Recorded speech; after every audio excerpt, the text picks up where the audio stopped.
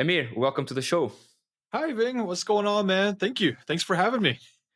Let's first start it on the first part of the podcast talking about Simpit. I'll start Okay. Simpit and how you and Sean connect.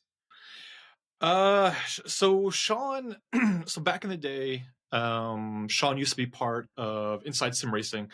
For all the old guys that are out there, you guys probably remember Inside Simracing, and he ended up breaking away in like 2017, I think.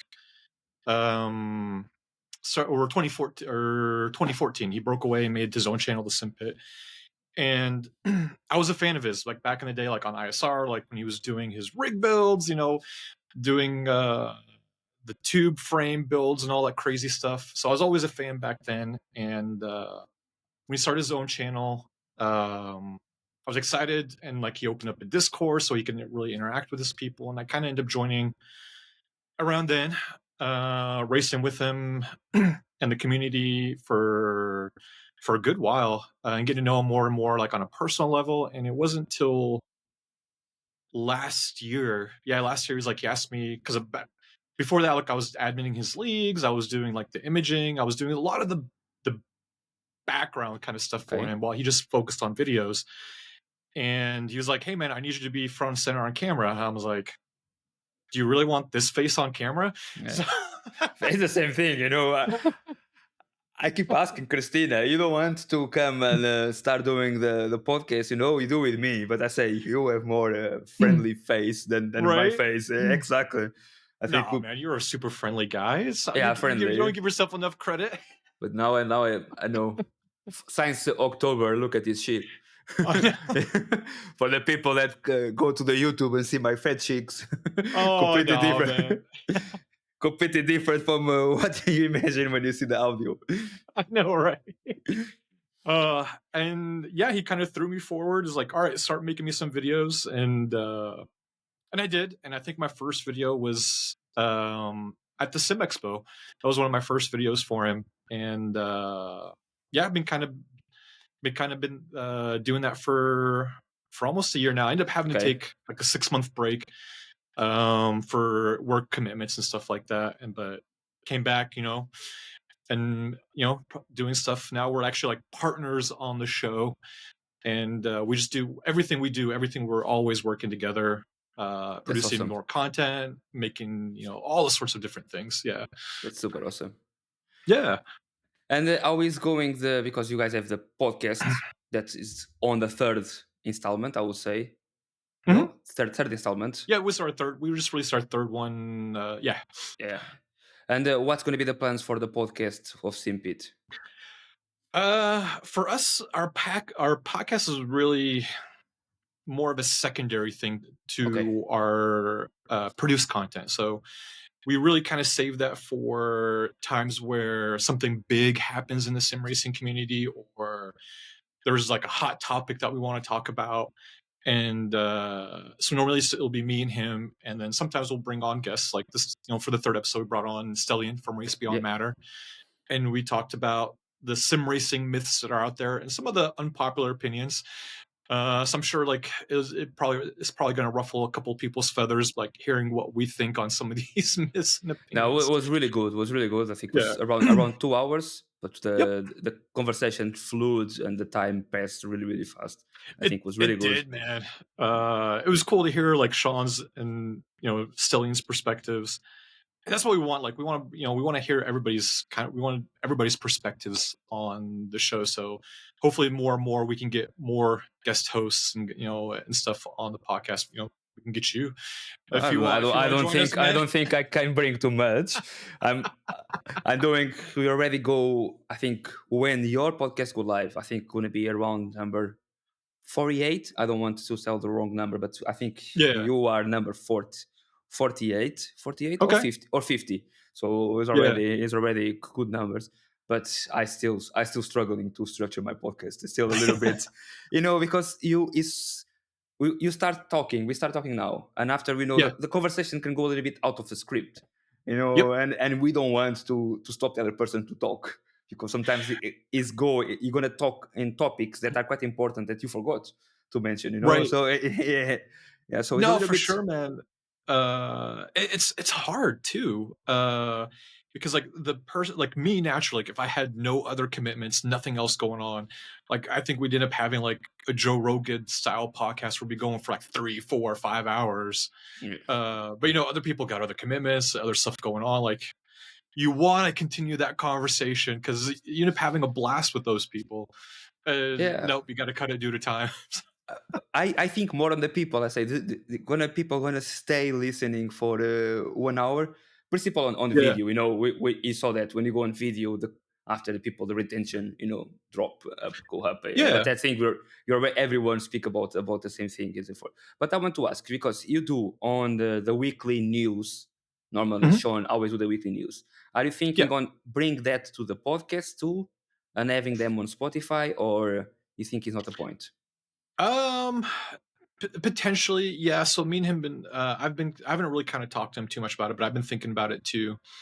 Mhm. Um, it's it's more of like I want to keep we want I pretty this is me personally. Like I kind of more want to keep the podcast to important specific topics that are going Okay. on in the sim racing world, whereas the news is the news. Like as new content comes out and things like that, uh people can watch it on YouTube. And I think now with like the beauty of YouTube, it's just essentially like Spotify and stuff now too, like where you can just listen to it anywhere you go, or you can, Yeah. if you can download stuff and and watch it too. So I'm not sure yet. Like that's probably something I'm still debating in my head. But for right now, we're gonna want to keep the two very separate. Yeah, And in terms of the content, how you guys, because you and Sean are very different yeah.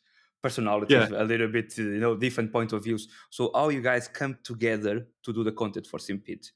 How that come? How'd it come? Or you give more to Really? Sean, or Sean give a little bit. You know what I mean.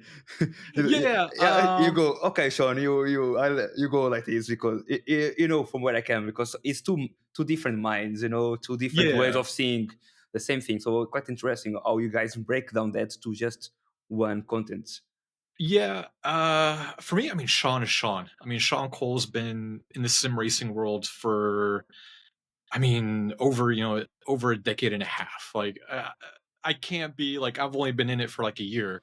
It's like, I can't Mhm. sit there and tell Sean, like, you've got to do things this way. Like, he's Sean Cole. So, um, but we kind of play off on each other. He's, Okay, that's good.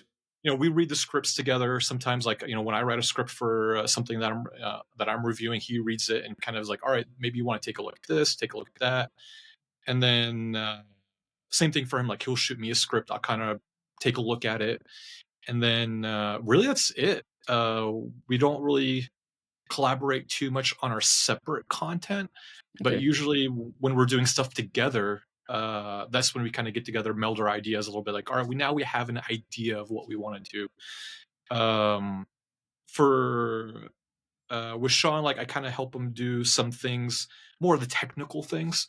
Okay. I leave the creativity of his videos up to him entirely.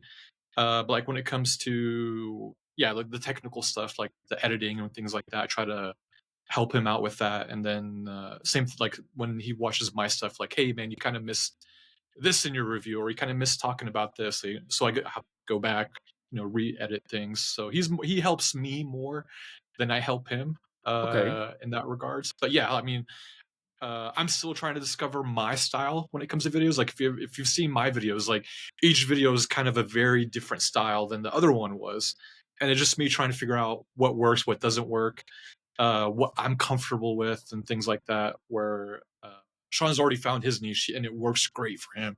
Yeah, So that's the thing, That's why I want to ask, because like I say, it's two personalities.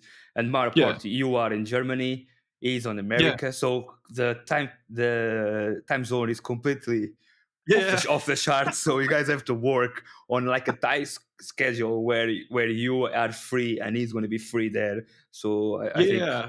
I think that's Uh, crazy what you guys doing. But if his work is work, and you guys already have 50,000 followers on YouTube, so it's one of the biggest channels of sim racing. And in terms of YouTube, let me only ask you this one. yeah. I've been asking to Mhm. everyone. You Okay. think numbers are synonym of quality or not? when it comes to Mm, YouTube? no, Okay, I don't think so. I don't agree with it. so same opinion than me. Yeah, I think there's a lot of great sim racing channels that are out there that are very small. I think that are better than some of the bigger ones that are out there. They're very obscure. Not to take Yeah. away, yeah, not to take away from the big guys. Like there are some big guys that do some really great content. But some of the smaller guys, like I try to watch them as much as I can when I got free time. I'm mostly just like have their videos when I'm doing my homework or doing some other things. I'll let up and run just so I can give them the views and things like Hmm. that. But yeah, there are so many great smaller YouTuber guys that I believe that they should be way, way bigger than they should.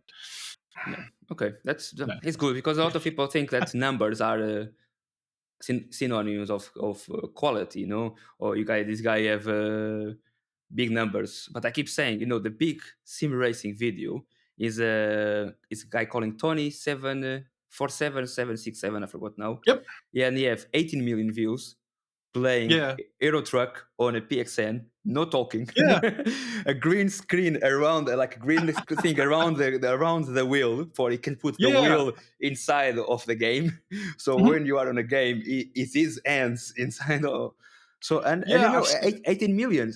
So Yeah, and I've seen his videos. Like, it's great. Like, I was like, holy crap! Like, is he actually really driving in this? In the truck itself, or like, what? Like, yeah, yeah, yeah, it's and crashing and you know, no yeah, talking, and it works, and people like it. So and but yeah, if you we're gonna stream it and you're gonna say, okay, this is bring something to sim racing, no, but it's right, entertainment, and that's what I yeah, think. Say, exactly, I think when we need to sometimes we're not focus so much on the numbers, but focus on right, what they bring to us. Is very good content creators that bring us entertainment videos, and other guys yeah, like you, random call sign that, and many others that bring us more, I would say, more knowledge and bring us a little bit yeah. more all the content work.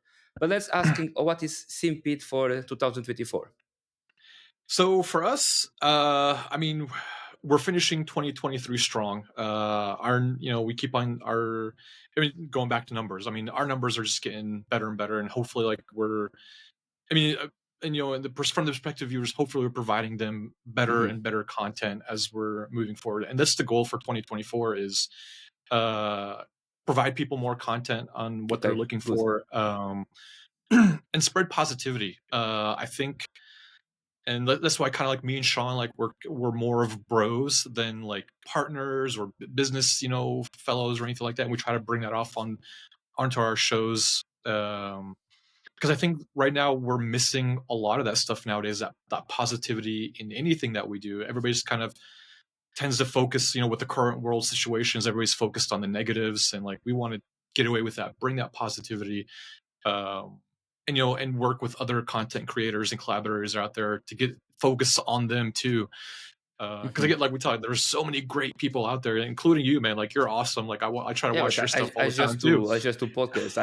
I try now to But do still, something more historical, with right? talking about, I don't know. I think I talk about the Seat Cordoba and and how the Seat Cordoba was so bad in real life, and if he's bad Yeah, on the game or not. And some comments are coming good, but still, yeah. eh, I don't know if I don't feel that I'm the right person to make reviews, Okay. or these type of things, because knowledge, like you say, you started 1 year Yeah. ago. I'm started 1 year ago, so if I'm gonna say Yeah. something comparing with the guys that have knowledge and all that, I'm not bringing nothing special, But So, and that's something that puts us a also, little bit outside. but I think that's I don't necessarily agree with that though. I think Okay, everybody has something to bring to the to the world. Everybody has something, and I think it's more of trying to now it comes down to more of how do you message it so the viewers can consume it and okay, digest it. Um, and I think this is something that you see. I mean, because you see, like with sim racing channels, like for example, if you compare if you compare the Simpit to, let's say, Jimmy Broadbent, like our audiences are very different than each other. Like Jimmy's audience is more of the younger guys. They're more of I'm not trying to downgrade Jimmy or any of his audience or anything, like that, but we have a very different audience than each other, and hmm, not bad or not good or bad. And then how are you able to bring in the audience that's already following you? How do you keep them? But also, how do you bring in the new audience? Because eventually, I mean, sim racing is a hobby. Eventually, that people are going to grow out of the hobby with real life things and stuff. It's So, true. how are you going to be able to keep your content fresh, bring in those new people in, and keeping your stuff out there relevant? I think that's more of the hard part than actually having the knowledge of equipment and doing Okay. reviews on it, because that comes with time. Okay. Uh, Okay. I mean, if you look at my first review video, I think it was like not that great compared to like some of my newer stuff that I've done. Yeah, It comes with experience, man. it's the rule of Yeah. the 10,000 hours. No, Right. when you start doing the 10,000 hours, you start learning how to do the. So yeah, I Yeah. probably you agree. I think on. I keep saying this one on the podcast. Probably it's already people are tired, but I need to keep saying it because. So the podcast we reach sometimes 10,000 views on a week. What is Yeah. amazing, and it's completely far away from what I was expecting to do on a Right. podcast of sim racing. And I think it's because sometimes I have guests that are arcades or real drivers. So sometimes people go see the old podcasts, and that's keep Yeah. pushing the numbers, and that's awesome. But I cannot make the people go from the audio to the YouTube, and that is where I need to learn how to break down the people. If the people see the video or the audio, they're listening to the audio, they don't tend to go to the video.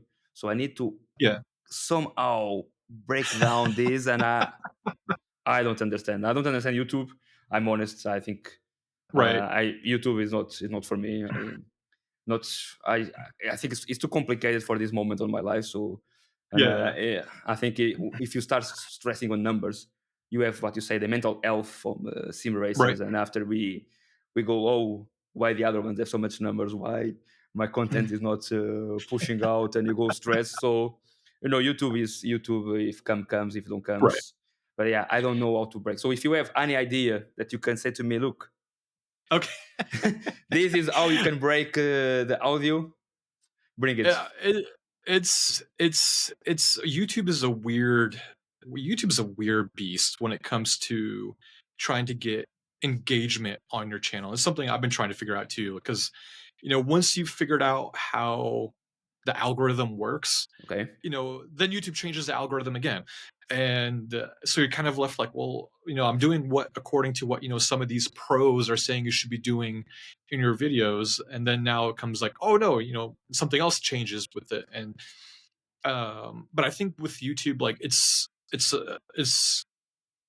a long-term investment. And I think the other part too is there's a lot more people making content. There's a lot more people on YouTube than ever before. And I think we're getting to the point where there's an oversaturation of content. And that started kind of with with COVID times. I don't know if I'm allowed to say COVID on the air, but No, I completely agree with you're you. allowed I to say was COVID now.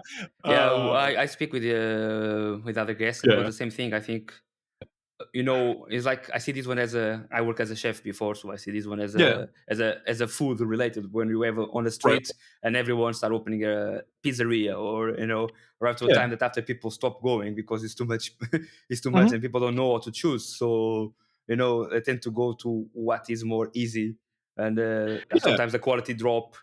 Because you need right, to drop the prices and So I see the same thing. I think on the moment, I think it's technology is so advanced that it's too easy for us to create content. I think yeah, better than was 10 years ago. Now, if you want to drop a content, is super easy. You just yeah. everyone can drop the content, and I Wait, think that creates a big ball. And right. and And you don't even have to make like super fancy content anymore. I mean, you could just like if you got one of these, yeah, like that's all you need. That is all you need to make content on YouTube nowadays. You don't yeah, need anything else. But yeah, like getting back to, I think, because with COVID, everybody was at home, so they started streaming their video games, especially sim racing, because you had the race, you had F1, you had NASCAR, IndyCar, all streaming their hmm races, so everybody got into it. And I remember, like, you can even buy a webcam. Like, everybody was sold out of webcams, right? So I think we got to that wheels, point where, even yeah, wheels, nothing. You wheels couldn't buy back. any. Yeah. And I think now that COVID bubble is burst and people are getting back outside again, I think now we have an oversaturation. It's going to take some time for. I mean, I hate to say this, but you're going to probably see a lot of people stop doing content because it's not viable for them anymore. Okay. But I think right now we're kind of at that point where like there's the oversaturation and and the YouTube world's kind of trying to normalize itself with people getting back outside and doing things again. So it's really tough right now. I think and this time right now it's really hard to break into the YouTube arena, not just for sim racing but for anything. Yeah, but now you do speak about this one. I will skip one of my questions. I go a little bit more further, and I go about because you skip about having a full the spectrum of YouTube is too saturated. And I think in terms of sim racing market, we are hitting a saturation too, because now almost every month we have something new. Every month, all the brands are doing something quite similar in terms of the stuff. I don't think so. I think I actually want more sims out there, and I say this because for the longest time when it came to sim racing, like if you're on PC, your only options were iRacing, R Factor 2, and Assetto Corsa. Those were your three options. In the general scheme, there was other sims that are out there, but those were your big three guys at the time, and you could probably count Race Room in. Like iRacing, no matter how much you hate iRacing, because everybody loves to hate on iRacing, but they're the top dog. Like there is nobody out there that can dethrone iRacing. And I think because of the status that iRacing has, they don't have to try as hard as these other sim companies. But now we're starting to see, because of the and mostly because of the multiplayer system that they have, like, there's no other sim out there at the, you could jump in a race immediately and just start racing with other people. But now you've got Low Flew Motorsport, you've got Simracing GP, you've got, all these other multiplayer programs that are popping up to help all these other sims, get into the multiplayer arena. And now you're going to have Rennsport coming out pretty soon. You're going to have WEC. You're going to. Are you with the good expectations for Rennsport, or do you think the expectations are going a little bit more low with these delays? I have a beta. I have a beta key for Rennsport. Yeah, me too. The game is still very much in beta. I'll just leave it at that for now. Yeah, that's the thing, because the game is promising really good, and I was expecting the game being coming on 2024. But for the developments that I've been seeing on this late year, from July when I have my key until now, I don't see the evolution, or they keeping quiet and they're just dropping, just to keep us animated, And and after when they came properly, and they're gonna drop the game at least complete. I don't know. No, I think Rennsport, when they hyped it, not I want to say they hyped it, but they brought it out too early, especially when they brought out the ESL leagues, for the esport drivers, so like, they're doing these esport races on it. And for a normal person that doesn't go on YouTube or read a lot of things, and they hear about Rennsport, like, oh, this game is nearly complete if they're already doing esports for it. But when you go and actually try it yourself and you end up getting a beta key and trying it, it still needs a lot of work. Like it still doesn't have like proper triple screen support or telemetry output or a lot of those things. And those aren't quick fixes either. Like those things take time to develop. So I think they essentially released it too early. And then, but not enough development has been done to it yet. I mean, it has a potential to be a great sim. I mean, like every title has a great potential. It's just a matter of what the developer does with it, right? Yep. I don't know. I was very excited when came the key and I want to try it. But like I said to you, and after when I try, I say okay. And I was expecting they was announcing more and more, and after everything get really quiet. But in other hands, you have the problem that is happening on the gaming industry, that they just release the games 80% or 90%. Yeah. So what we prefer, a game that comes 100% and we pay the game and we receive the game in full, or we receive the game missing some parts, or we have to wait for the update, like happened with WRC. Well, it's a good game, Right. for what, but after when you come, you have to wait for the triple screens, you have to wait for the VR, you have to wait for the shuttering that they knew that will happen. No, I completely prefer like, I don't care if a game is like, pay as a service, or they release content on a quarterly basis, or every 6 months or like that. I just want them to release a properly polished game that just works. It doesn't have to be the most realistic physics. I mean, because like we talk about WRC, like WRC doesn't have the most realistic physics, but it's a super fun game to play. Exactly. Same thing with AMS2. Like AMS2 is not the most polished sim title out there, but it's a super fun sim to play. So I care more about that, getting something that's more enjoyable for people, it's accessible to people to try, and then worry about like cars and tracks and content later on. Okay. Yeah. So you are more about immersion. Yes, and that is that's kind of why me and Sean are doing our rig build off. We're kind of working towards that.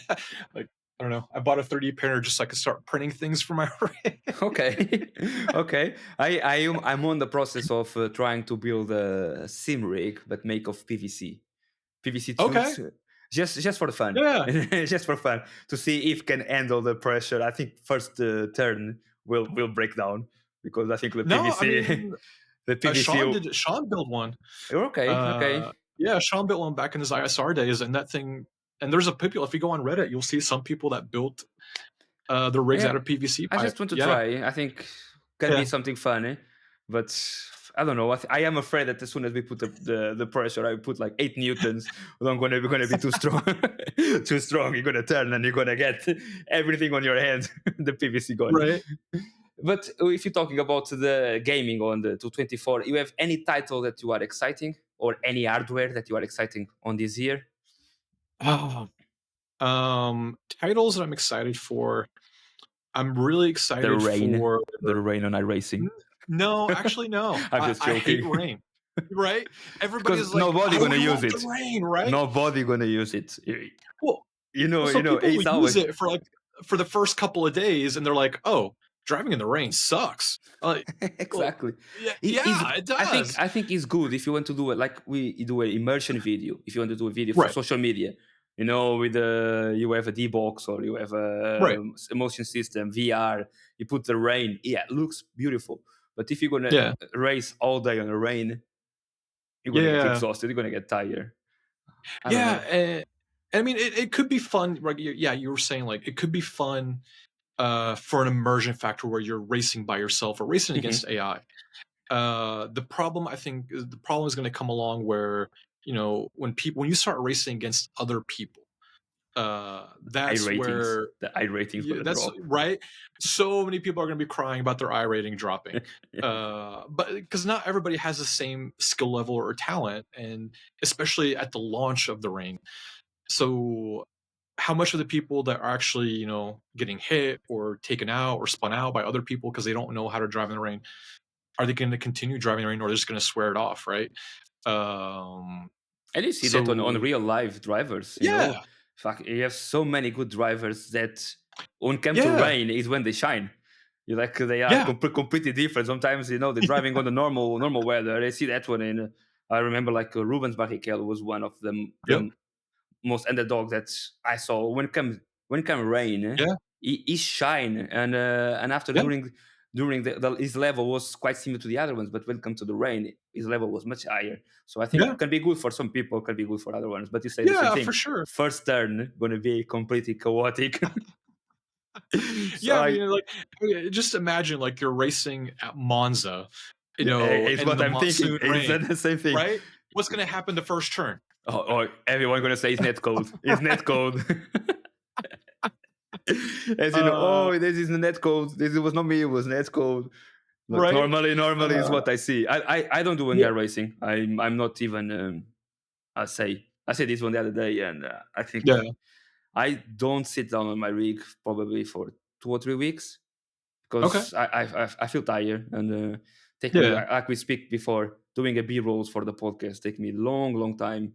Even if the people don't see it, but I want to produce. I want to do Right. something different than because if you and you are speaking and some person don't know what we're talking about. I want to put Right. some b-roll, or even you're talking about Simpit. It's good to put some videos of Simpit. Yep. At least they're gonna know what we're talking about. So Yeah. I try to bring that, and production take a long time. So I'm a little bit down. So sim racing. To be fair, the last person racing was Christina. She's been playing Yeah. Dakar. I don't know if you know the game. Oh, okay. Yeah, Yeah, I've tried it. Yeah. she's a big fan of games that you can go free. She don't like circuits. Okay. She like Has more freedom. Yeah. has she played SnowRunner yet? No, I've been trying to push her, and I've been Oh, trying she to. would love SnowRunner. If she loves the car, she would love SnowRunner. I've been trying to push her to do stream because I don't have energy to streaming. So my idea Yeah. is Christina starts streaming. Okay. Even if she don't know, she cannot uh, still have problems with which one is a clutch, which one is a brake, because she don't drive on real life. So every day we need to explain a little bit. This is Yeah. clutch, but I think it's funny, and I think probably could help to pass the message to more people. For So sure. Yeah. and she's a interesting person. She knows Yeah. how to be. I think so. Now I said to her, you're gonna start jumping on the Oh no, for sure, man. on the wheel, and you're gonna start driving. I say, don't worry, you don't Yeah. need to speak with anyone. I speak for you. I stay on the back. Or I stay on the back and I make the voices. Don't Right. worry. Yeah, but I think she'll be funny. So in terms of gaming, you say you don't have anything that you are No, I'm looking forward to Le Mans. WEC Le Okay. Mans. Yeah. I'm looking forward to that. I love endurance racing. Endurance racing is one of my passions. It's more of like getting a group of guys together. You're practicing together. You're turning laps. You're helping each other out. Building a setup that works for everybody, and trying to help the others get up to the top guys' pace. And then come race day, you get out all that stuff, and then 5 laps you crashed out, and then you got to. No, I'm kidding. But it's true. But It's true. yeah, it's true. But no, like actually getting through an endurance with a team, like that to me, that is awesome. And from everything I've been hearing about the Le Mans game, yeah, you're gonna be able to have co-op in it. You're gonna be able to have like the long endurance races and everything.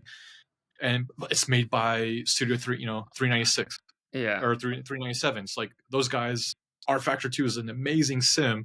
I think it gets a bad rap for its UI and stuff, but once you got it set up and it runs, like it's beautiful. It is gorgeous. I know that they lost the BTCC, and we speak about it, but yeah, when I jump on the BTCC, I quite enjoy it. I yeah, I love touring car, as you can see. So yeah, I love yeah, I love touring cars. For me, DTM on the 90s yep, and all these eras was BTCC was really great, and I love this type yeah, of because the races are very close, and I think R Factor 2 made it the things what they could do, yeah, because I think we don't know what's going behind. Sometimes we like to say, oh, the game don't work, but sometimes it's just like right, five or six devs working. yeah, So and they are putting their soul, and so of course things that are not always right, but yeah, I think we need to be more positive when yeah, the and games are delivered. But like I say, right, negative when you buy a game that is 50% and after the game yeah, is not working at all. right. Okay, on that No, part, for sure, man. and that part we Uh, need to be angry. But in terms of the game that you need to yeah, evolution or something, we need to learn. and that's what I think. Like, I don't think any developer wants to give us a bad experience. Like, I Mhm. don't think any dev goes out there with like intent, like we just want to make as much money as we can. We don't care what people think of the title. Especially when it comes to Sims, because we're such a niche community. We're not that large of a community.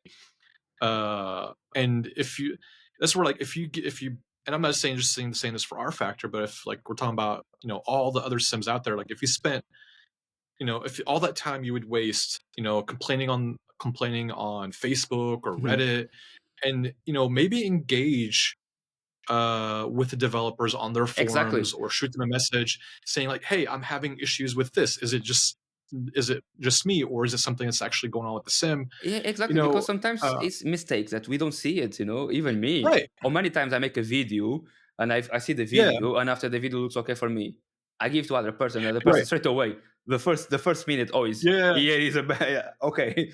So we don't see these type of things. And I agree with you. We no, need to be more yeah, rational and the when other, we speak. yeah. I mean, the other thing is like it's really hard, like, and because I mean, I'll use the consoles for example. It's very, very easy to make a game for a console because all the consoles are the same. There's, your Yeah. PS5 that you have is the same as your best friend, in a different country. Same components, same equipment, everything. So it's going to work. But when we're talking about people that are on PCs, people are using AMD or using Intel or using all these different components, all these different motherboards and memory and graphics cards. Like, it gets hard for the developers to really make something that is can work for everything right out of the box. Like, Yeah, there that's are that's going to be true. some growing pains. And same thing, like some people could do different things with their OSs, so like that might make that game not work properly because of what you did. So spend that time trying to figure out what is wrong Yep. and working with customer support or the developers and stuff to try to get it to work, instead of Mhm. going and complaining about how this was a bad title because just because of your experience at that time. Yeah, I agree completely. And now, if Yeah. we go back to you're already Okay. talking about the challenge of sim racing, but let me ask you this one: what is for you now the best combo in the market in terms of hardware, Oof. or Hardware, what the you are using best. now?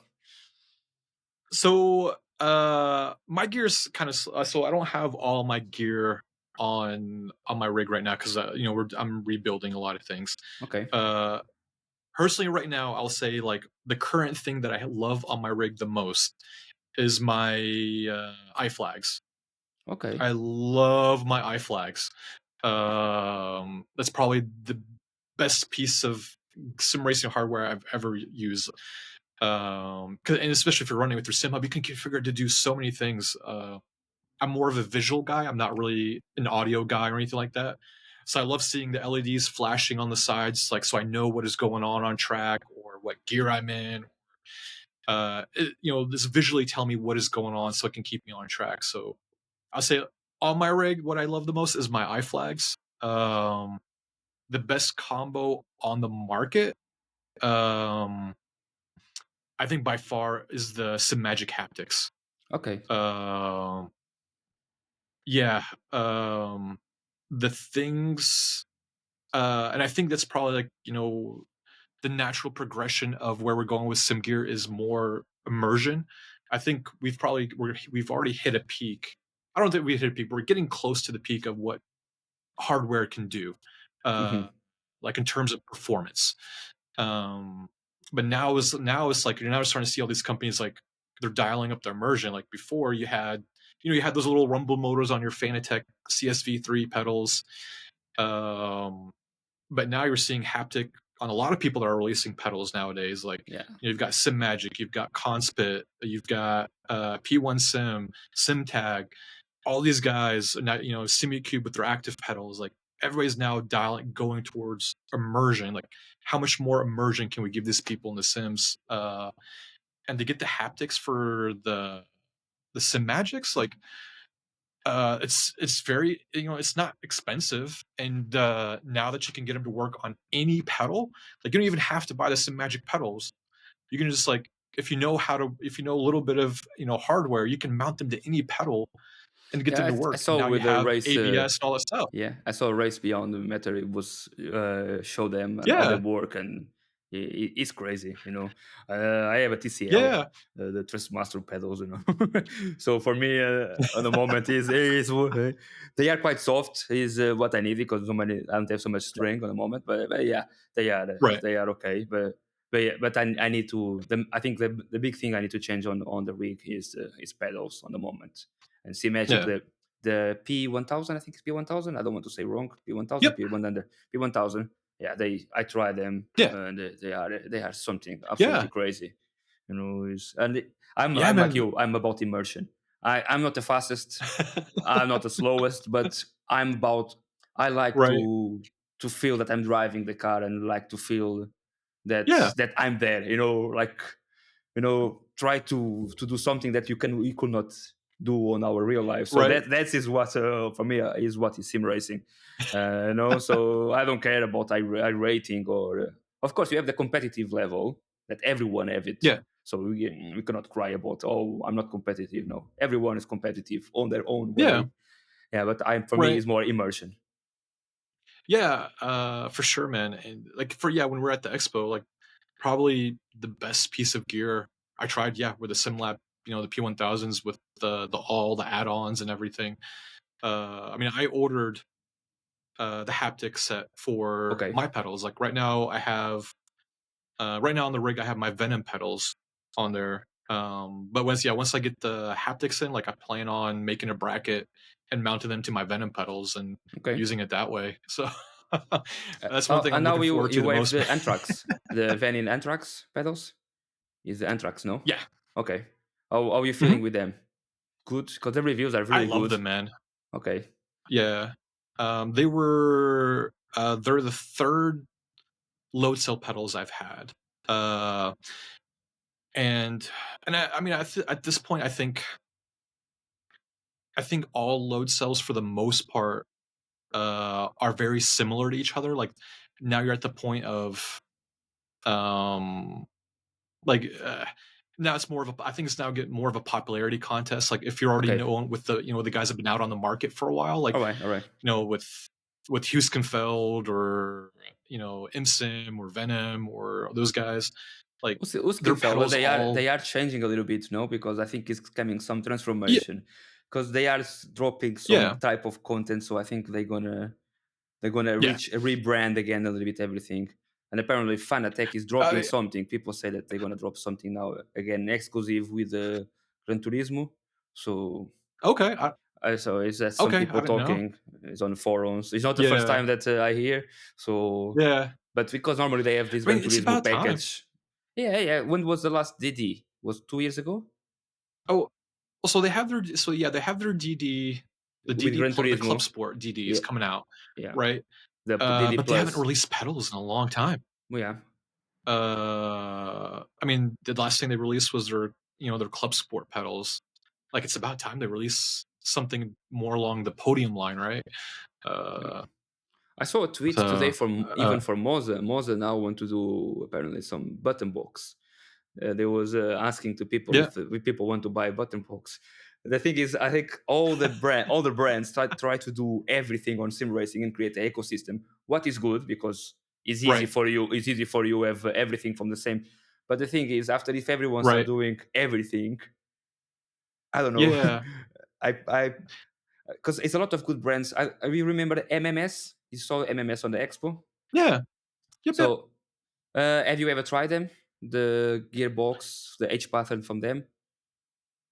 Yeah, I tried them. They're phenomenal, man. They're great. Okay, because a lot of people don't talk about them, Eh, and I think when I saw them, they were so bulky. They was yeah, looking good. Asher Racing have them on the sim, so I say okay. yeah, So probably, but I could not try them. That's why I'm asking, what's your input on them? yeah. I think we so. And this is something I might get I might get a little hate from people on the podcast. People think that Just think, people um just listen to audio. On audio, nobody I know, comments, right? so it's good. Think Uh positive. Think positive. no, I mean I'm just trying to be realistic here. It's like, MME they make some great products, but to a lot of people they're expensive.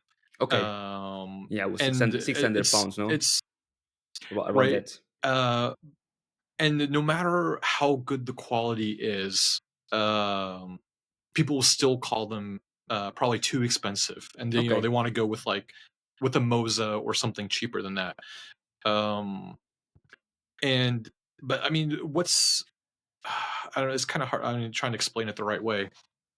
Um, I mean, you have the school of thought of where because it's more expensive, the more high quality it's going to be, also, okay, right? But I think to me, like. what's the difference between an $800 set of pedals or a $400 set of pedals? There could be nothing, but it's just more of like, how much is it worth to you? Like, for somebody that probably makes a lot of money, like, that's just a drop in a bucket. He doesn't care. Yeah. Like, it's not expensive to him. But yeah, if you got somebody that doesn't make a lot of money, they're going to say those $800 pedals are are too expensive for them, and I can get the same experience out of a $400 set of pedals. Which could be true, but for the most part, like, when it comes to sim racing equipment, from what I've noticed, like, if it's expensive, I mean, it's probably because it's a really good piece of equipment. So yeah, and I think that's, but yeah, so most people just probably don't want to deal with it or say anything because it's very expensive and it's out of their reach. Because the same thing, like, you don't really hear a lot about the SimiCube active pedals anymore. Like, they were big when they first came out, but like $2,000 or €2,000, like, who's got the money? How many people have enough money to buy that thing? Right? It's true. I agree with that. I would love to have them, but no way, right? No way I can afford something like this. Yeah, I would love to too. They're out of my price range, but I'm not going to go ahead and trash them because they're that expensive. But you talk about something that is important, so like a 400 and 800. But sometimes you need to think is durability. You can get they can be similar. You can have a 400 and 800, but after 1 year, you already have to swap something, and after they feel weak or when I started having my first gears, of course I went for Trustmaster, and this was not what I could afford, but was what was given to me as a present. So I received a Trustmaster. But if I was now buying, and I have the options to on that time, 2019, and if I was jumping on that, I think I will not buy, because after 1 year, the pedals, they was feeling so loose. You have to spend money in changing the rubbers. You need to change the suspension, because it was getting too weak. You need to change everything. So I will spend money that probably I could buy a better equipment and will be still staying. Okay, so I think sometimes the price is a little bit. It's tricky, But in the long run, right? Yeah. But what matters is in the long run. Like, yes, would you rather be hurt once really hard or get hurt multiple times over time? Exactly. Right? I'm with you, man. The same thing. I'm with that. For example, if I can scroll a little bit, let me people see. I cannot. I'm sorry, but I have GT Omega. I will put on the B-roll. I have the GT Omega, and every time I jump on a rig, or even now Christina, because we're talking about Christina, she already asked me, "Oh, how can you do it?" Because every time she brake, the rig starts. When you have to have a heavy brake, the rig starts moving because it's already getting old. I say, look, it's something that you buy 150 instead of you buy aluminum profile that is 300 or 400 if you want for a cheap version. But aluminum profile, this one will not happen. You will not break after 1 year, and we will keep stable. So I don't know. Yeah. Yeah, dude. It's when we get when I get people ask me, like, because me and Sean, we get questions all the time asking, like, what should I buy? What should I buy? Or I've got X amount of budget for to make a sim setup. And I'm like, well, my first thing is I ask them a couple of questions: is how much do you sim race? What are your expectations of sim racing? And then, like, what sims are you going to be playing, right? Though I think those three, because I can sit there and say, well, if you've got 30 grand's your budget, I'm like, God, dude, go freaking wild and buy all the top gear, right? But what if he's only playing like Forza or Gran Turismo? Like, does he need to have like the top tier equipment? No. So that's why we tell people. But then, like, all right, so but then I tell them, like, all right, so where do you live? Do you live in an apartment? Do you live in a house? Do you have a separate room for your sim rig or anything like that? And that's why I tell them, like, all right, so for in this situation, yes, buy aluminum profile, go profile, because you're gonna buy it once and you're never gonna change it. Like, behind me, like, I bought my SimLab P1 almost 8 years ago, and I still haven't changed. Like, there's no need for me to change. Now I've got the P1X, the P1 Pro, all these other guys. Like, I'm still like on this dirty silver aluminum profile rig, but like I have no reason to change. Like, Exactly. it does It's the job, something. and it does the job perfectly. It's what I say. Sometimes you spend the extra buck, but when you spend the extra buck in sim racing, Yeah, think that the extra buck sometimes can save you longevity. yes, And if you play for long hours, think on that, because we play, but I don't play so many hours in the moment. But if I was playing every race, I would have to go and adjust my my rig. yeah, So imagine that will put you away from sim racing. Imagine if you are a normal person on daily basis, you come, oh, I make a race, oh, I need to yeah. adjust myself. So that put us away from sim racing. But now that we are Yep. on the 50 minutes market, are you ready for Oh, the questions of for the hot seat? oh, oh gosh. Sure, let's do it. I'm ready. First track, Oh, you can go skip. yeah, skip. Oh, I had no This clue. one is blurry, but it's on purpose. I mean, it looks like a pig. Yeah, you are correct. No clue, man. I'd have to No skip clue. too. This one is Malaysia. Yeah, senpai. Oof, I know this track. Schumacher, Diamond Hill. Adelaide. Oh yeah, and this one. American. I'm not good with American tracks, so I have to skip. Okay, Yeah. we'll say on the final. So let's go for the questions. Favorite Sean car? Favorite Sean car? Yeah. He loves the Mazda Miata. Okay. For some odd reason. He's crazy. Easy. I hate it. If I have to ask you, what is a video on Simpit with more views? The most views that would have to be Sean's oversteer understeer video. Whoa. Who is faster, you or Sean? Oh, me, of course. No question. If you watched the race the other day that we did, I mean, look at our Simpit league standings. Yesterday, no? Yesterday that you did the race, no? Yeah, yesterday for us. Yep. When we still filmed this, yep. Okay, so if you could change something in sim racing, what would be? If I can change one thing in sim racing? Yeah.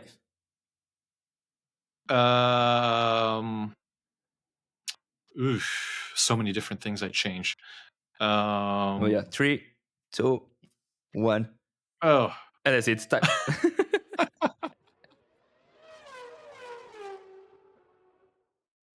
Well, Ameer, we arrived to the 1 hour margin. That's like I try to do the maximum. But as been said to everyone, is I think in terms of sim racing, and in terms of podcast of sim racing, you have a guest in one, and like I have you now on this month, and I have you after 6 months.